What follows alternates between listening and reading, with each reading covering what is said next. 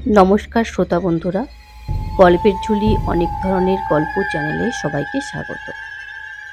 আজকে উজ্জ্বল কুমার দাসের লেখা শীতের রাতে গল্পটি পাঠ করে শোনাচ্ছি। ট্রেনটা যখন সালারোডি স্টেশনে থামল, সন্ধ্যা তখন প্রায় 6টা। একই শীতকাল, তাই সূর্যিমামা অনেক আগেই ডুব দিয়েছেন পশ্চিমে। আধো ছায়া ছায়া নুড়ি বিছানো প্ল্যাটফর্মটিকে বেশ লাগছিল। এখানে গাড়ি বেশিক্ষণ দাঁড়ায় না। ট্রেন থেকে নামলাম, হাতে একটা সুটকেস নিয়ে এগিয়ে গেলাম স্টেশন মাস্টারের ঘরের দিকে। প্ল্যাটফর্মে লোকজন নেই। যে 2-4 জন যাত্রী নামলো তাদের আর দেখতে পেলাম না। হয়তো তারা কাছাকাছি থাকে, তাই লাইন টপকে বাড়ির দিকে পা বাড়িয়েছে। স্টেশন মাস্টারকেও পেলাম না। বুকিং কাউন্টারে একজন বসে, সেও ডিউটি শেষ হবার অপেক্ষায়। একটু দূরে একজন কুলি বসে চাদর মুড়ি দিয়ে। আমি বুকিং কাউন্টারের ভদ্রলোকটিকে জিজ্ঞেস করলাম, এখন কোনো বাস পাওয়া যাবে সাঁওতালডিহ যাবার? ভদ্রলোকটি আমার মুখের দিকে চেয়ে বললেন, না, তবে কারখানার কোনো গাড়ি যদি এসে যায় তবে হয়তো যেতে পারবেন। আমি আর কথা না বলে দাঁড়িয়ে রইলাম। ভদ্রলোক আমার ওইভাবে দাঁড়িয়ে থাকা দেখে বললেন, তবে পাশে দেখুন, একটা যাত্রীদের ঘর আছে। নামমাত্র ওয়েটিং রুম, খুব একটা প্রয়োজন হয় না বলে ওটার আর সংস্কার হয় না। মশায় ধুলোয় ভরা। আমি জিজ্ঞেস করলাম, রাতে কি স্টেশন ফাঁকাই পড়ে থাকে? তা কেন? কুলি থাকবে, স্টেশন মাস্টার থাকবেন। তেমন প্রয়োজন হলে মাস্টার মশাইকে বলে কাউকে পাঠিয়ে চাটা আনিয়ে দিতে পারবেন। চায়ের নামটা শুনে খুশি হলাম। তা আপনার ডিউটি কখন শেষ হবে? 8টায়। আমি আর দাঁড়ালাম না, সোজা ঘুপচি ওয়েটিং রুমটায় গিয়ে ঢুকলাম। পকেটের রুমাল নেড়ে ধুলো উড়িয়ে বসলাম। ক্রমে সন্ধে নেমে এলো। সোজা ঘুপচি ওয়েটিং রুমটায় গিয়ে ঢুকলাম। পকেট ধুলো উড়িয়ে বসলাম। ক্রমে সন্ধে নেমে এলো। বুকিং কাউন্টারটা অন্ধকার। একমাত্র স্টেশন মাস্টারের ঘরে হ্যারিকেনের আলো জ্বলল। বুঝলাম রাতে পরে স্টেশন মাস্টার আসবেন। কুলিরা কাছে পিঠে নেই। জমাট কুয়াশা নেমে এলো স্টেশনটাকে গ্রাস করতে। আমি একা বসে ওয়েটিং রুমে, সঙ্গে কেউ নেই যে 2-4টে কথা বলবো। সিগারেট বের করে দেশলাই জ্বালালাম। ধোঁয়া ছাড়তে ছাড়তে নানা রকম কথা ভাবতে লাগলাম। কি দুর্ভোগ! ট্রেন আসতে দেরি হলো বলে এত ঝঞ্ঝাট। যাক, আর ভেবে কি লাভ। বাইরে থেকে ঠান্ডা হাওয়া ভেতরে ঢুকলো। এখন বেশ শীত শীত করছিল। সুটকেস খুলে একটা চাদর বের করতে যাব, এমন সময় কে যেন বলে উঠল, তা মশায়ের কি কলকাতা থেকে আগমন? চমকে উঠলাম আমি। কেউ ছিল না, অথচ এ কণ্ঠস্বর কার? পাশে তো কেউ ছিল না। সত্যি আমি ছাড়া তো কেউ ছিল না এখানে। তবে কি মনের ভুল? ভাবতে পারছি না।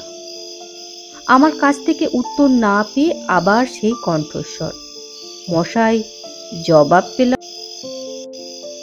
আমি দেশলাই জ্বালিয়ে আগুন দিতে যাব, তখনই চোখে পড়ল আপাদ মস্তক সাদা চাদরে ঢাকা ভদ্রলোককে। যাক বাবা, একজন সঙ্গী পাওয়া গেল তাহলে।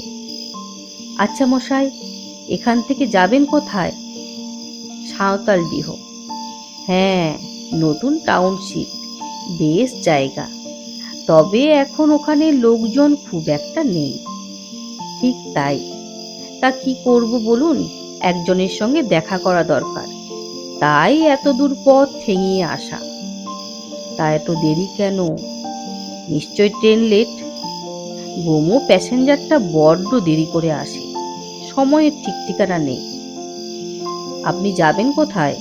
আমি প্রশ্ন করলাম। যাব তো অনেক দূর, কিন্তু রাতে গাড়ি পাবো না বলেই ঢুকে পড়লাম এখানে। কোনো রকমে রাতটা কাটলেই বেরিয়ে পড়বো এখান থেকে। বাড়ি কত দূর?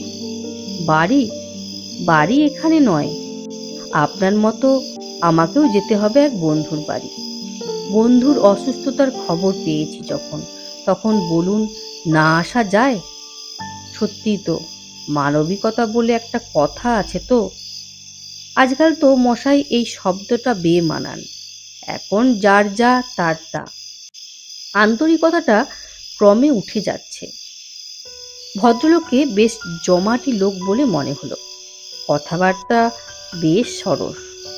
তারপর কিছুক্ষণ আমরা দুজনে চুপ।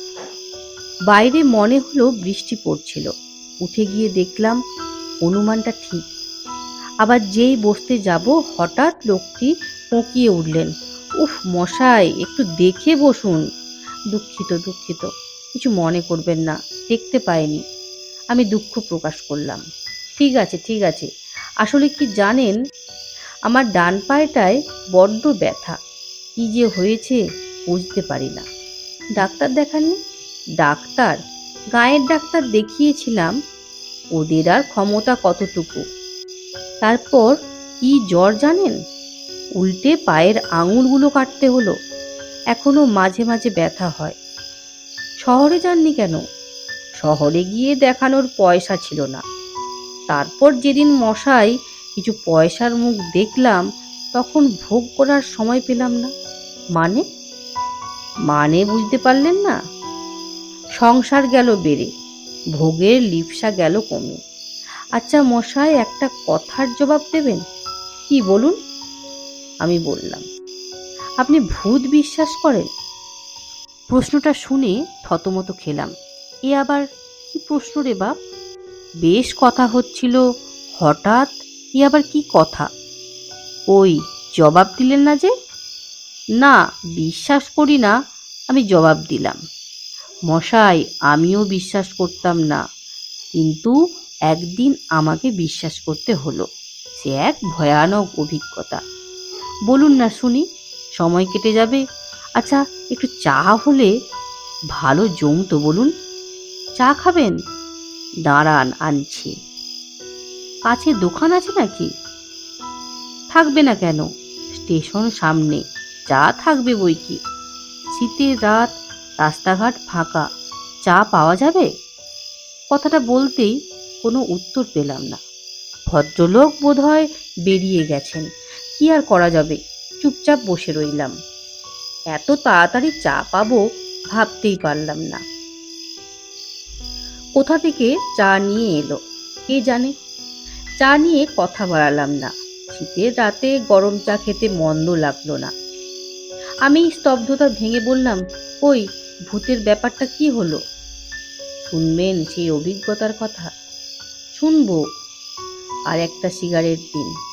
সত্যি মশাই, ঠান্ডায় এই একটা জিনিসই টানতে বেশ লাগে। আমি সিগারেট দিলাম। ভদ্রলোক সিগারেট টানতে লাগলেন। অন্ধকারে শুধু সিগারেটের লাল আগুনটুকুই দেখা গেল। জানেন মশাই, সেদিনটা ছিল বর্ষার একদিন। হুগলির এক গ্রাম থেকে বেরিয়ে পড়লাম বন্ধুর অসুস্থতার খবর পেয়ে। বাড়ি থেকে বেরিয়ে সোজা হাওড়ায়, ওখান থেকে ট্রেনে চেপে রওনা দিলাম আগ্রার উদ্দেশ্যে। বিকেলের পর পৌঁছালাম আগ্রায়। সেখান থেকে রিক্সা নেব বলে স্ট্যান্ডে গেছি। দেখলাম সেদিন রিক্সা চলা বন্ধ। কারণটা কি কেউ বলতে পারল না। অগত্যা হাঁটা পথে এগোতে লাগলাম। মাঝে একটা ছোট্ট চায়ের দোকানে বসে চা বিস্কুট খেয়ে আবার জিজ্ঞেস করে হাঁটতে লাগলাম। সন্ধে নেমে এলো পথে। চারপাশটা ফাঁকা, একটা লোককেও পথে দেখলাম না। যাচ্ছি তো যাচ্ছি, অন্ধকার ছেয়ে ফেললো মেঠো পথটাকে।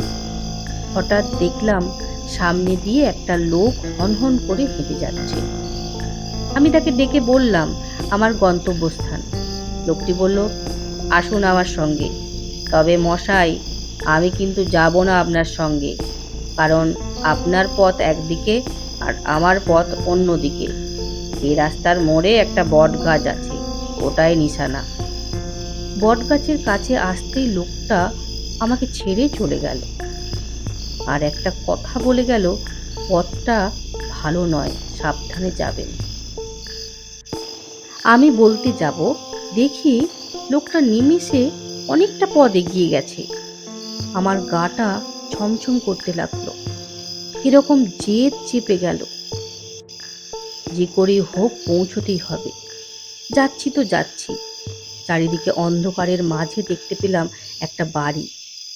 কাছে যেতে দেখি ঠিকানাটা ঠিক। যাক, তাহলে ঠিক জায়গাতেই এসেছি। দরজায় ধাক্কা দিতে যাব, এমন সময় কে যেন ভেতর থেকে বলল, আসুন, দরজা খোলা আছে। ভেতরে ঢুকলাম।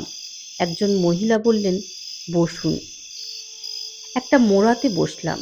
মহিলাটি চলে গেলেন। বন্ধু কোথায় তবে ভাবছি, এমন সময় দেখি বয়স্ক এক ভদ্রলোক এসে দাঁড়ালেন আমার সামনে। আমি তার দিকে চেয়ে দেখলাম গালের হাড়গুলো স্পষ্ট, চোখগুলো কালো গর্তে জল জল করছে। আমি জিজ্ঞেস করলাম, আচ্ছা, নিতাই কেমন আছে? ভদ্রলোক মুচকি হেসে জবাব দিলেন, একটু ভালো। তোমার নাম কি ললিত? হ্যাঁ। নিতাই কোন ঘরে আছে? ওর কথা বলো না, একটু সুস্থ হয়েছে কি অমনি বেরিয়ে পড়েছে। কোথায় গেছে? আজ হয়তো ফিরতে পারবে না, তবে কাল সকালেই ফিরবে। তোমার কোনো কষ্ট হবে না, খেয়ে দিয়ে শুয়ে পড়বে, সকালেই দেখতে পাবে নিতাইকে। ভদ্রলোকের কি পরিচয় এখনো জানতেই পারলাম না। হয়তো নিতাইয়ের কেউ হবে। আমি আর সেটা জিজ্ঞেস করলাম না। রাতের খাবার দিতে এসেছিল মহিলাটি। খেয়ে দিয়ে শুয়ে পড়লাম। কখন যে ঘুমে ঢলে পড়লাম বুঝতেই পারলাম না। মাঝরাতে ঘুম ভেঙে যেতেই দেখলাম জানালা দিয়ে বৃষ্টির ঝাপটা আসছিল। উঠে জানলাটা বন্ধ করতেই দেখি চাদর মুড়ি দিয়ে কে যেন দাঁড়িয়ে। বেশ ভয় পেলাম। চেঁচিয়েই বললাম, কে কে ওখানে? আমি নিতাই রে ললিত। তুই? শুনলাম তুই সকালে ফিরবি। দূর বোকা, তুই এসেছিস তখন আর না আসতে পারি? তা এখানে যখন এসেছিস থেকে যা কটা দিন। না রে, তুই যখন একটু ভালো হয়েছিস ভাবছি কালকেই ফিরে যাব। কিন্তু ললিত, আমি তোকে ছাড়লে কি হবে? এরা তোকে ছাড়বে না। খারাপ জায়গায় এসেছিস, আর আমার সেই শক্তি নেই যে তোকে এখান থেকে বেরিয়ে যেতে বলবো। কেন? তুই কি তবে? নিতাই লম্বা হতে লাগলো, এত লম্বা হতে লাগলো যে ঘরের ছাদ ফুঁড়ে বেরিয়ে ওর মাথা। আমি ছুটে পালাতে যাব, দেখি বয়স্ক লোকটা আর সেই মহিলা দাঁড়িয়ে। ঘরের মধ্যে গরম হাওয়া, দম বন্ধ হয়ে আসছিল। চেঁচিয়ে বললাম, ছেড়ে দে নিতাই, আমাকে বিপদে ফেলে তোর কি লাভ? নিতাই নেই ঘরে। দুটো ছায়ামূর্তি আমাকে চাপড়ে ধরল, যেন অজগরের প্যাঁচ। দম নিতে পারছিলাম না। তারপর তারপর কি? আমি প্রশ্ন করলাম। কোনো উত্তর নেই। দেশলাই জেলে দেখি কেউ নেই। শীতের রাতে গায়ে ঘাম জমল। নিমেষে কর্পূরের মতো উবে গেল আমার সঙ্গীটি। ছুটে বেরিয়ে গেলাম। একজন কুলিকে কাছে পেলাম, সেও আমল দিল না আমাকে। আবার ছুটে গেলাম স্টেশন মাস্টারের ঘরে। সেখানেও কেউ নেই। লণ্ঠন জ্বলছে। এটা কি ঘটল? প্ল্যাটফর্মে চলে এলাম। দেখি এখানেও রেল লাইন নেই। পিছনে ফিরে দেখলাম ধু ধু ফাঁকা জায়গা। প্রাণ ভয়ে দৌড় লাগালাম। কতক্ষণ দৌড়েছি জানি না। সকাল হতে দেখলাম কলকাতার বাড়িতে।